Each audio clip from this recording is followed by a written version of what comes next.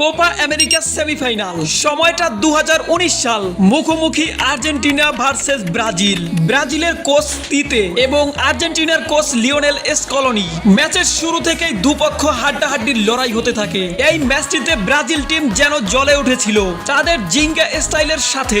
আর্জেন্টিনার ডিফেন্ডাররা যেন পেরে উঠছিল না। ম্যাচের 19 মিনিটে গ্যাব্রিয়েল জেসুস একটি গোল করেন, যে গোলটি ছিল দেখার মতো।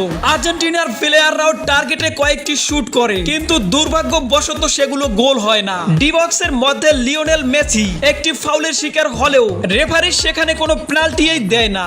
আমার মতে এখানে একটি পেনাল্টি দেওয়া উচিত ছিল। হাফ টাইমের পরে ম্যাচের 71 মিনিটে ব্রাজিলিয়ান প্লেয়ার রবার্তো ফিরমিনহো আর একটি দুর্দান্ত গোল করেন। ম্যাচের স্কোর তখন 2-0। আর এরই সাথে সাথে কোপা আমেরিকা 2019 এর সেমিফাইনাল ম্যাচ শেষ হয়ে যায়। Then act like you mean it.